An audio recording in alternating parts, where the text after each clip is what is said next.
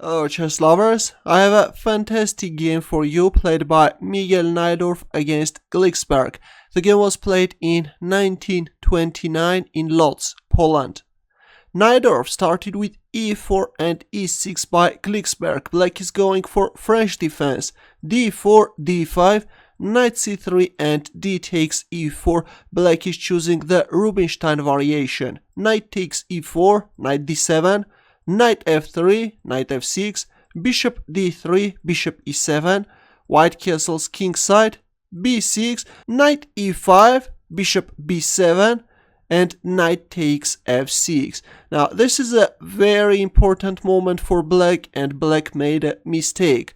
Now the best move for black is to capture on f6 with a bishop. Of course, if you capture on f6 with a knight, then white has bishop b5 check, forcing black to move the king.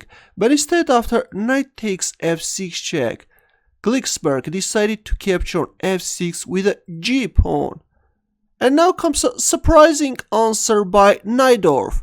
Knight takes f7, punishing black for that mistake. King takes f7, and there it goes, queen h5 check. King g8, rook e1, attacking the pawn on e6. Knight f8 protecting the pawn, and here comes a funky move, rook takes e6. Looks very beautiful, but this is not the strongest continuation. The best move was first place the bishop on h6, with the threat of queen g4 check. If f5, then bishop c4, putting more and more pressure on e6. If queen d6, then simply bishop takes f8. This is going to be crushing, then capture on e6. This is a total destruction. But instead, after knight f8, we see rook takes e6. Knight takes e6, bishop c4, pinning the knight. Queen d6, bishop h6, and a bad move by black, bishop f8. It was very important to place the rook on d8 with the idea of placing the bishop on d5. If queen g4 check, then king f7. If rook e1, then bishop d5. Now if queen h5 check, then simply king g8, and white can only give a perpetual check. The rook and the queen are supporting the bishop, but black didn't find this rook d8 move, and instead after bishop h6 played bishop f8. This is losing. Here comes rook e1, intensifying the pressure on e6.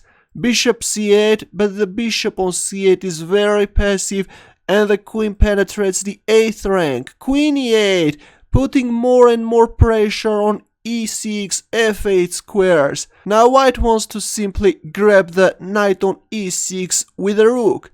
Black played bishop d7, allowing white to capture a8, but this queen is not on e8 square to capture this poor rook. Because if you capture on a8, then black has king f7, and it looks like that black is managing to defend. But instead, after bishop d7, we see a fantastic continuation by Najdorf. You can pause the video and try to find his next moves. Ready?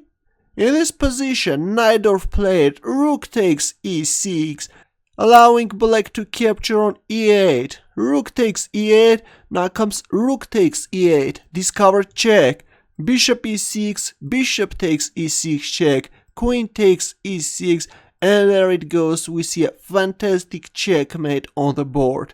Look at this, how the mighty bishop and the rook are cooperating together, checkmating this poor king.